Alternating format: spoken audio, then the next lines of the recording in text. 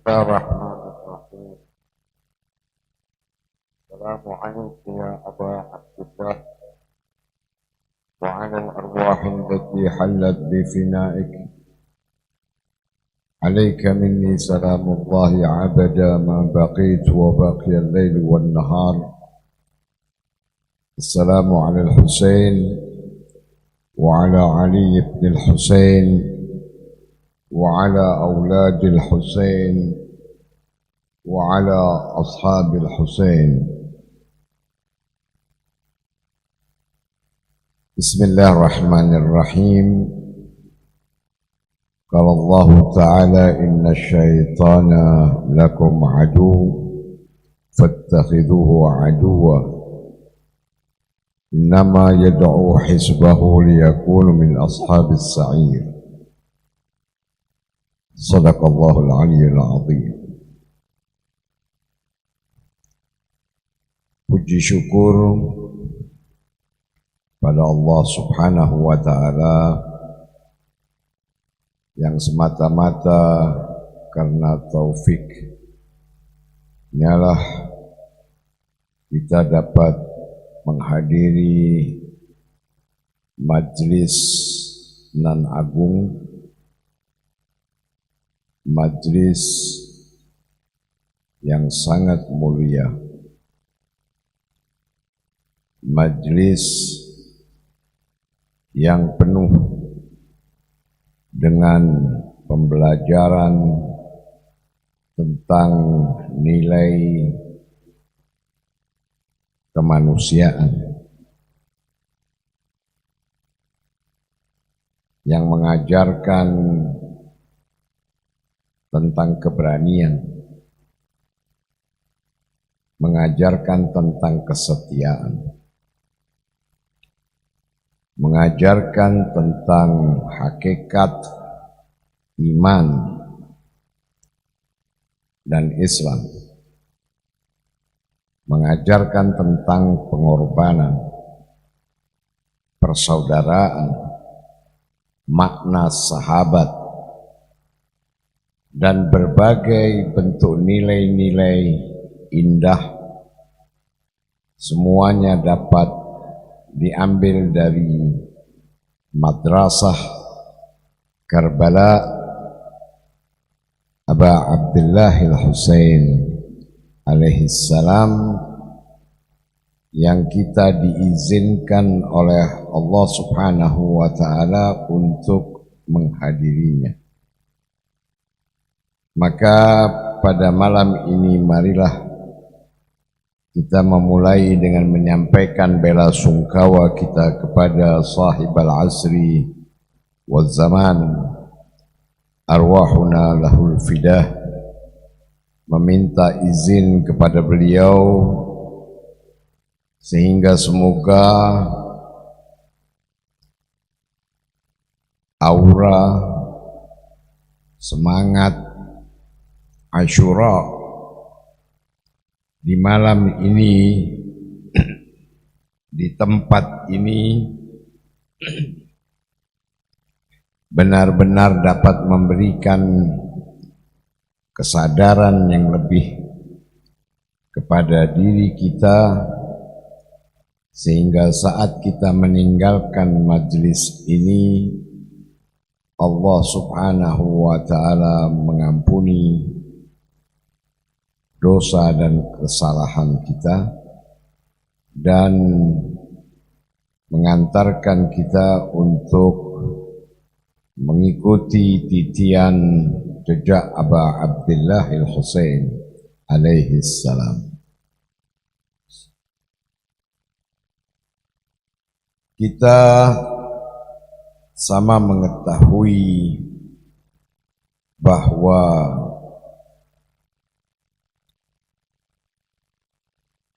syaitan adalah musuh sejati umat manusia. Allah Subhanahu wa Ta'ala dalam surat Fatir tadi menegaskan bahwa sesungguhnya syaitan itu adalah musuh bagi kalian, fattakhiduhu aduwwa. Maka hendaknya kalian juga memposisikan diri kalian sebagai musuh bagi syaitan.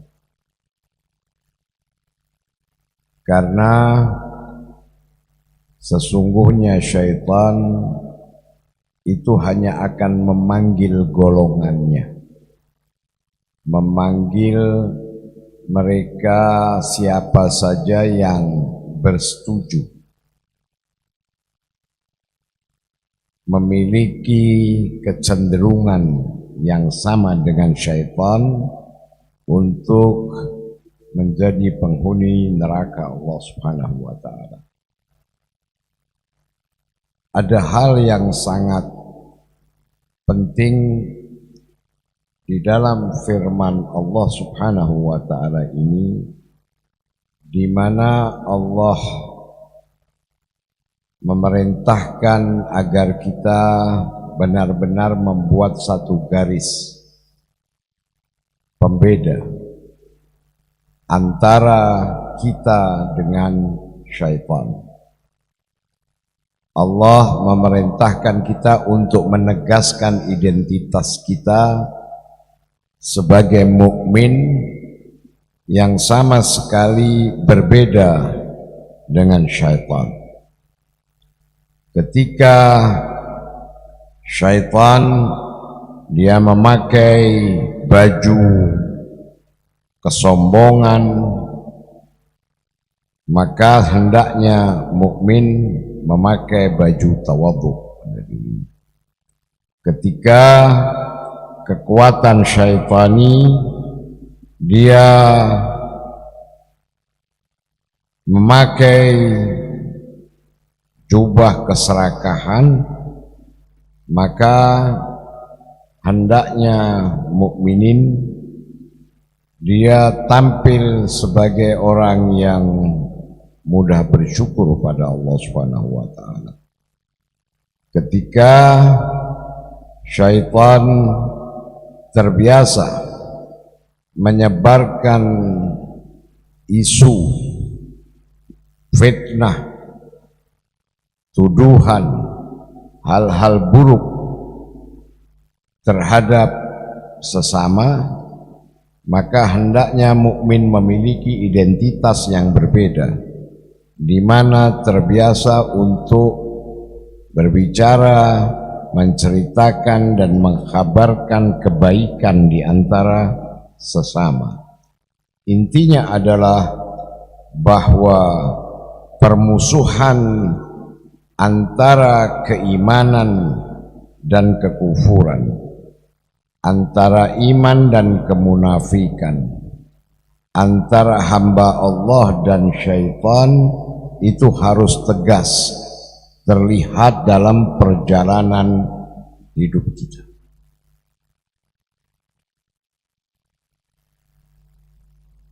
Sangat disayangkan bahwa kaum muslimin bahkan sejak wafat baginda Ar-Rasul sallallahu alaihi wa alihi telah mulai cenderung untuk mengkaburkan antara kecenderungan terhadap dunia dan kecenderungan terhadap akhiratnya. Banyak kaum muslimin yang mereka terjebak oleh hawa nafsunya dan mulai tidak lagi mementingkan nilai-nilai keindahan agama di dalam perilaku mereka, kehidupan mereka, baik dalam berkeluarga, dalam bermasyarakat, dalam berpolitik dan sebagainya. Amirul Mukminin Al-Imam Ali bin Abi Thalib, beliau mengatakan sejak zaman beliau wa inni lam ara kal jannati nama talibuha wala kan nari nama haribuha. Beliau mengatakan, saya tidak melihat bahwa surga itu banyak orang yang mengejarnya. Wa inni lam ara kal jannati nama talibuha walakan nari nama haribuha. Saya juga tidak melihat neraka itu banyak orang yang melarikan diri darinya. Artinya sedikit dalam pandangan Amirul Mukminin orang-orang yang dia memiliki kecenderungan yang kuat mengejar ridhanya Allah Subhanahu wa taala, mengejar surganya Allah Subhanahu wa taala. Dan sedikit orang yang dia melepaskan baju kemaksiatan, melepaskan keakuan, ego, kepentingan-kepentingan pribadi dibandingkan dengan Islam, dibandingkan dengan nilai-nilai keindahan akhlak, kemanusiaan dan sebagainya. Sudah sejak lama sekali manusia ini dia diperangi, manusia dipengaruhi oleh kekuatan syaitan yang berjalan bersama dengan kehidupan mereka.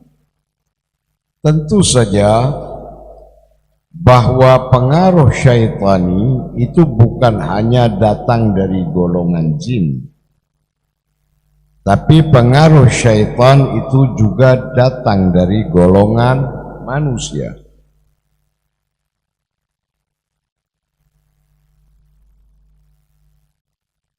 Terkadang seseorang melakukan kejahatan lahir dari satu kebutuhan yang diciptakan, kebutuhan yang memang didorong dengan sarana-sarana yang dipertontonkan, sehingga keinginan dan kecenderungan terhadap sesuatu yang buruk itu muncul pada diri manusia. Kita melihat pada masa kita ini bagaimana umat manusia dia diserang, dipengaruhi dari berbagai hal. Di dalam rumah kita, media, televisi, musik, aflam, film-film dan sebagainya adalah sesuatu yang bisa membangun satu imajinasi buruk pada diri orang yang melihatnya, sehingga keinginan dan kecenderungan kepada keburukan, kepada syahwat dan sebagainya itu semakin besar pada diri mereka. Pekerjaan yang dilakukan oleh musuh dan kekuatan syaitan berjalan bersama dengan kehidupan umat manusia. Ada kalanya dia melakukan dengan cara yang betul-betul halus dan tersembunyi. Ada kalanya dia melakukan dengan cara yang betul-betul memaksakan kehendaknya secara kasar. Kita tahu bahwa peperangan adalah sebuah usaha yang terorganisir dan terencana untuk dapat mengalahkan selainnya, untuk dapat mengalahkan musuhnya. Ini yang dinamakan dengan sebuah peperangan, dan itu bisa dilakukan dengan cara yang sangat kasar ataupun dengan cara yang halus. Ketika dihadapkan pada kekuatan yang lemah, ya, dihadapkan pada ketidakberdayaan, maka pemaksaan secara kasar itu bisa lakukan biasanya. Tapi ketika dihadapkan pada kekuatan yang sama besar dan itu bisa justru mengancam untuk mengakibatkan kerugian, maka itu mereka terbiasa menggunakannya secara halus. Kita mengenal saat ini istilah peperangan yang dimunculkan oleh David Neye, ya, dengan perang lunak, ya, satu kegiatan di mana seseorang bisa melakukan keinginan musuh secara sukarela, ya, perang yang tidak dirasakan, perang di mana orang tidak menyadari sama sekali bahwa dia dalam situasi perang, sehingga dia melakukan sesuatu, melakukan tindakan yang diharapkan dan diinginkan oleh musuh. Ini perang ini adalah diistilahkan dengan perang lunak. Sayyidul Qaid Al-Imam Ali Khamenei, beliau mengingatkan kepada kita semua, hendaknya kita menyadari dengan adanya peperangan yang nyata meskipun dia adalah perang lunak, perang di mana dia masuk bahkan di dunia pendidikan sekalipun. Dia mentarget semua manusia, tidak membedakan yang kecil, yang tua, muda, laki-laki, perempuan, pelajar, ulama, pejabat, semuanya menjadi target di dalam peperangan tersebut. Dan yang dirusak adalah sisi budaya, sisi moral, pandangan politik, ideologi, agama, institusi dan sebagainya. Ini adalah target-target yang ingin dihancurkan dalam peperangan lunak tersebut. Kembali kita bahwa Allah Subhanahu wa ta'ala menegaskan syaitan itu adalah musuh sejati kita. Maka hendaknya kita juga menjadikan mereka sebagai musuh. Kalau tidak, maka kita akan menjadi korban dari serangan kekuatan syaitani. Bagaimana cara yang pertama? Kita perlu menegaskan identitas kita. Apa itu? Sisi-sisi kekuatan Islam, iman, ini hendaknya kita tampilkan di dalam diri kita. Cara berkomunikasi, cara berpakaian, cara berhubungan antara satu dengan yang lain. Bagaimana rumah tangga seorang mukmin, bagaimana kita memperlakukan anak, memperlakukan istri, istri memperlakukan suami, bagaimana memperlakukan sahabat, bagaimana memperlakukan orang tua, bagaimana kita dihadapkan pada ilmu, seperti apa gaya hidup kita, gaya yang mencitrakan dan menegaskan identitas kita sebagai muslim, identitas kita sebagai umat Muhammad sallallahu alaihi wa alihi. Ketika hal ini kita tegaskan di dalam diri kita, maka kita menjalankan perintah Allah, fattakhiduhu aduwa. Kita telah menjadikan syaitan itu benar-benar sebagai lawan, sebagai musuh kita. Nah, seluruh hal yang diperlukan untuk kita menegaskan identitas diri kita tersebut, identitas keimanan, identitas keislaman dengan seluruh nilai-nilainya, baik dalam aspek kesetiaan, keberanian, pengorbanan, keridhaan, semuanya wujud di dalam madrasah Karbala Aba Abdillah al-Husain alaihissalam. Sehingga madrasah ini bukan hanya mengatakan kepada kita seperti apa setia itu, bukan hanya mengatakan kepada kita seperti apa keberanian itu. Karbala dia bukan teori, bukan definisi tentang arti berani, tapi dia demonstrasi. Karbala menunjukkan makna kesetiaan dalam bentuk aksi, dan setiap nilai-nilai keindahan ketika dia didemonstrasikan, ketika dia dipertontonkan dengan sesuatu yang bisa menggugah, menjadikan manusia tercengang saat mempertontonkan, saat mereka melihat tontonan tersebut, maka dia bisa menghidupkan hati, membangunkan orang yang tertidur, menyadarkan orang yang lalai.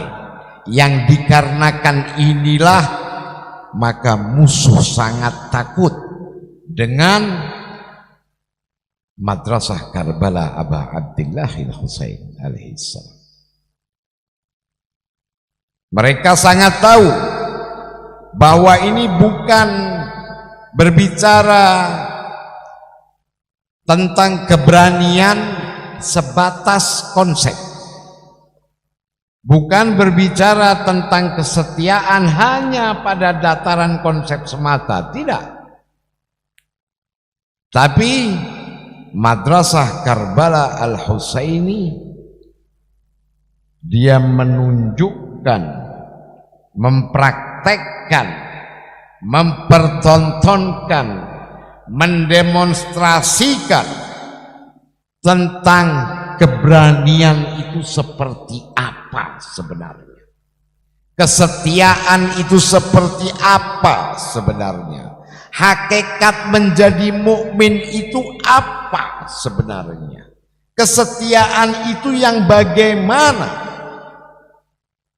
Ini ada di dalam madrasah Karbala, di mana ketika muslimin mereka mulai mengundang Aba Abdillah al-Husain untuk mereka dapat melihat apa yang beliau ajarkan dari nilai-nilai nan agung tersebut, maka mereka akan tergugah, bangun dari tidurnya, dan mereka akan berjalan di jalan Aba Abdillah al-Husain. Ketika itu terjadi,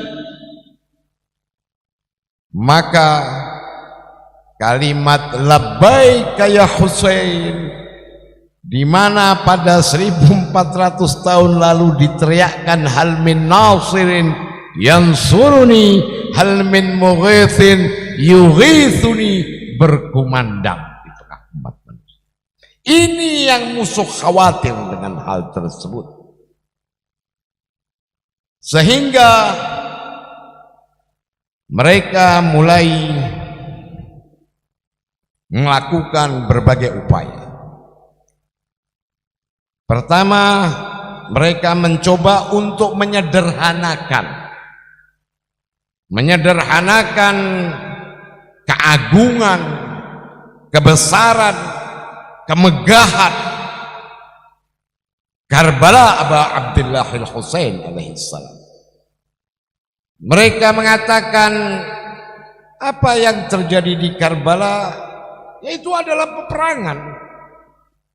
Dan di dalam peperangan itu terbiasa, ada yang membunuh dan ada yang terbunuh. Itu hal biasa yang terjadi di dalam peperangan. Sebelum dan setelah Al-Husain, peperangan itu juga terjadi di tengah umat manusia.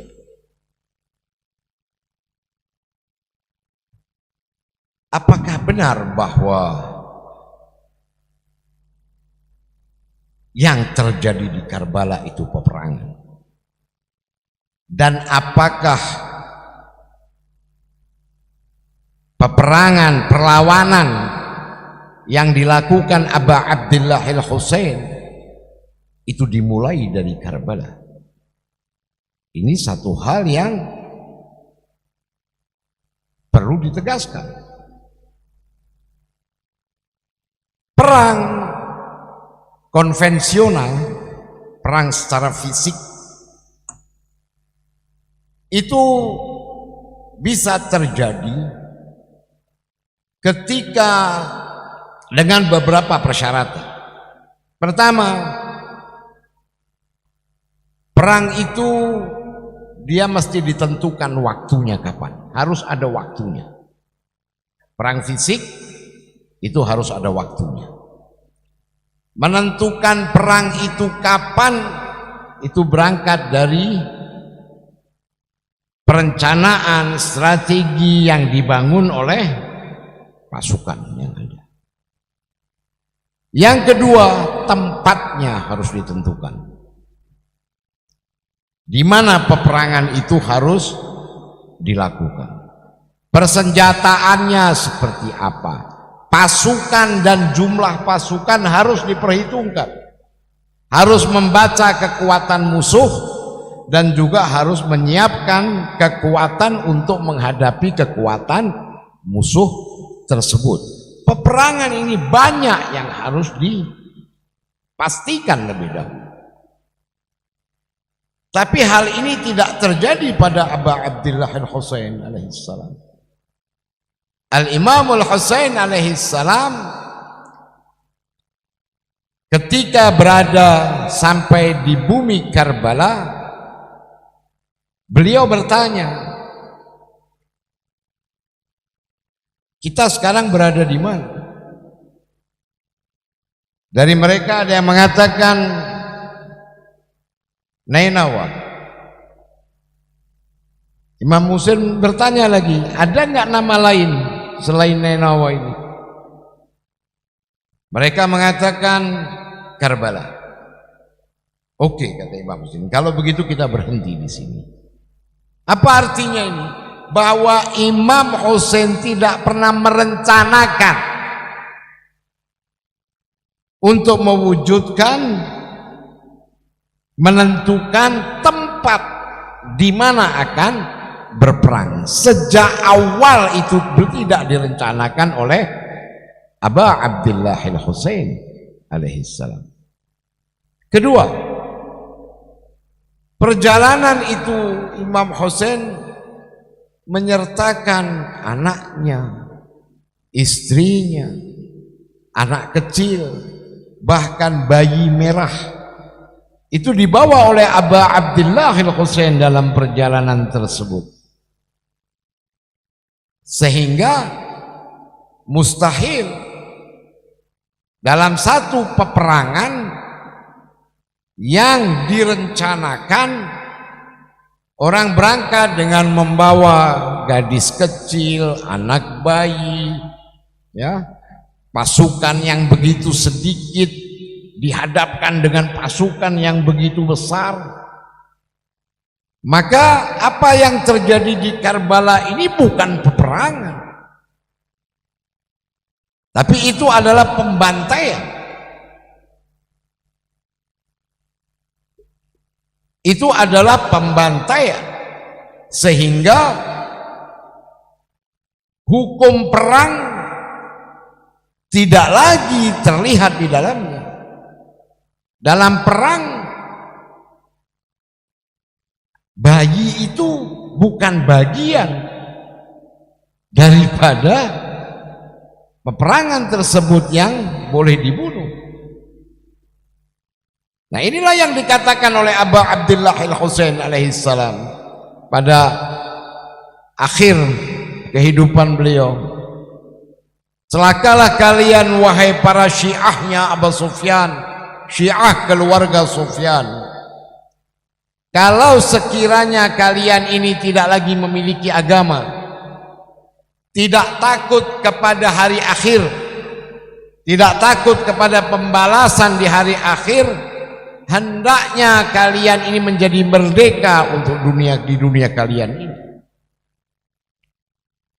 Ketika orang memiliki syariat, memiliki agama, mengimani dan meyakini hari akhir,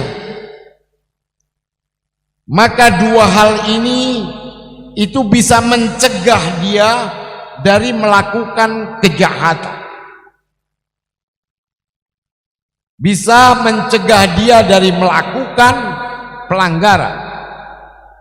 Ketika dia diingatkan dengan agamanya, ketika dia diingatkan dengan ancaman Allah Subhanahu wa ta'ala di hari akhir, maka orang bisa menjadi takut untuk dia berbuat kejahatan.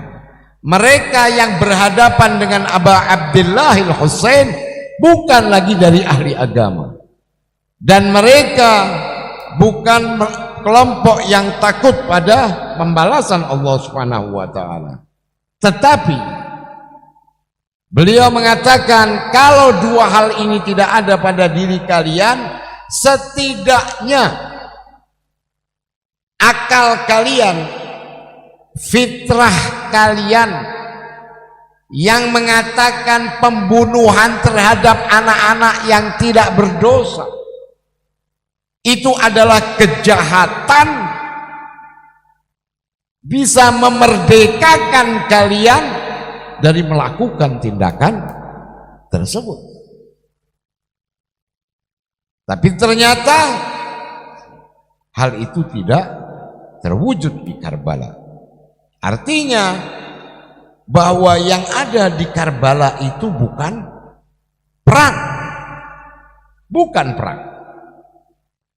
Karbala itu adalah ending dari wujud perlawanan Abu Abdullah Al-Husain alaihi salam yang dilakukan sejak di Madinah.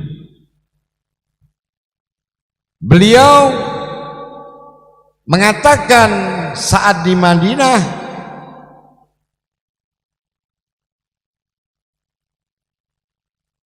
kami Ahlul Bait adalah syajaratin nubuwah, ma'danir risalah, bina fatahallah wa bina khatamallah, kata Abu Abdullah Al-Husain.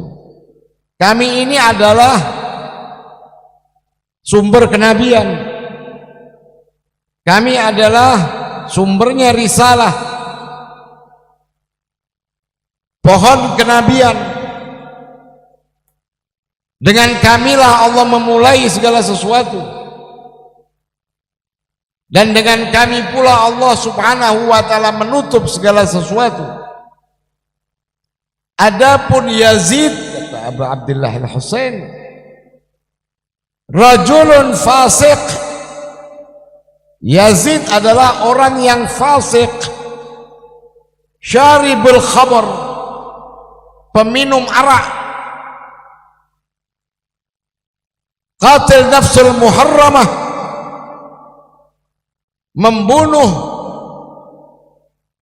jiwa-jiwa yang diharamkan untuk dibunuh, jiwa yang dimuliakan, secara berterang melakukan kefasikan, kejahatan. Dan beliau mengatakan, wa misli la yubayya' mislah, yang seperti saya. Imam Husain tidak mengatakan wa ana, beliau tidak mengatakan dan saya tidak mau berbaiat kepada Yazid, tidak mengatakan demikian.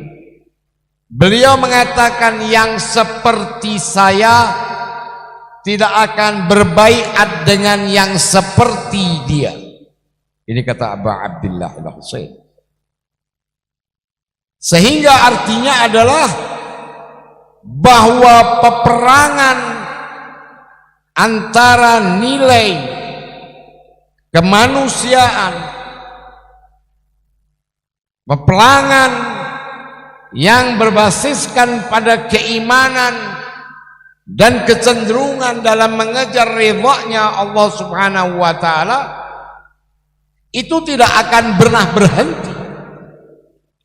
Karena selama ada pribadi, ada yang memiliki kecenderungan, ada yang mereka memakai jubahnya Abu Abdullah Al-Husain alaihi salam pada dirinya, berani untuk menyuarakan kebenaran, berani menolak kebatilan, memiliki kesetiaan, cinta pada persaudaraan. Selama pribadi-pribadi seperti ini ada, dan kemudian ada pribadi-pribadi seperti Yazid yang arogan, melanggar syariat, menghalalkan apa yang diharamkan, mengharamkan apa yang dihalalkan, melakukan kejahatan, pembunuhan, pemaksaan, pemerkosaan hak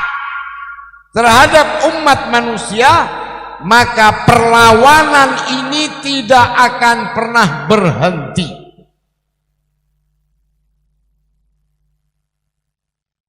Dan itu akan terwujud melalui madrasah Husaini, melalui madrasah Karbala, sehingga menghidupkan acara Asyura adalah sesuatu yang sangat berharga, yang sangat penting bagi mereka yang memiliki anak putra putri. Jangan hadir di majlis Asyura ini sendiri. Kalau sekiranya kita tidak bisa menggandeng anak kita, putri kita untuk hadir di rumah Abu Abdullah Al-Husain, untuk hadir di majlis Asyura, maka undanglah Abu Abdullah Al-Husain, undanglah Zainab, buka pintu rumah kita lebar-lebar, hadirkan Abu Abdullah Al-Husain di rumah kita. Ketika kita berbicara tentang sebuah perlawanan, ini adalah sebuah perjalanan yang panjang. Dari mulai Abu Abdullah Al-Husain di Karbala sehingga zuhurnya sahib al-asri wal zaman, arwahuna lahul fida. Dan masa depan kita itu ada pada anak-anak muda. Maka jangan kita datang sendiri, dorong, ajak. Kalau setiap kita mengajak keluarga kita, anak kita, untuk dapat merasakan semangat aura Karbala Abu Abdullah Al-Husain alaihi salam, maka semoga kita menjadi bagian yang menyatakan labbaik pada Abu Abdullah Al-Husain alaihi salam dalam rangka mempercepat sambutan terhadap zuhurnya sahib al-asri wal zaman, arwahuna lahul fida. Duka, tangisan Abu Abdullah Al-Husain di dalam majlis ini sangatlah penting. Karena dengan tangisan itu Dia akan menghidupkan jiwa kita. Air mata yang jatuh itu akan menyuburkan tanah di mana pohon keimanan itu tumbuh darinya. Man baka au abka au tabaka li ibnil Husain falahul jannah. Falahul jannah bukan surga mendatangi kita. Bagi dia surga adalah jalannya kita jalan menuju surga. Jalan menuju surga bukan jalan yang mudah. Jalan menuju surga adalah jalan penderitaan, jalan pengorbanan. Jalan menuju surga adalah jalan yang terjal. Untuk mencapai itu perlu keberanian, perlu tekad yang kuat. Pohon yang tumbuh dan disiram oleh air mata kedukaan atas Aba Abdillah al-Husain alaihi salam, itulah yang akan membesarkan keberanian kita, tekad kita di saat kita dihadapkan dalam perjalanan yang sulit ini. Semoga Aba Abdillah al-Husain memberikan syafaat kepada kita semua. Wa wal afu minkum. Wassalamualaikum warahmatullahi wabarakatuh. Assalamu alayka ya Aba Abdillah wa ala al-arwah allati hallat bifina'i. عليك مني جميعا سلام الله أبدا ما بقيت فبكي الليل والنهار ولا جعل الله آخر العهد مني لزيارتكم. السلام على الحسين وعلى علي بن الحسين وعلى أولاد الحسين وعلى أصحاب الحسين.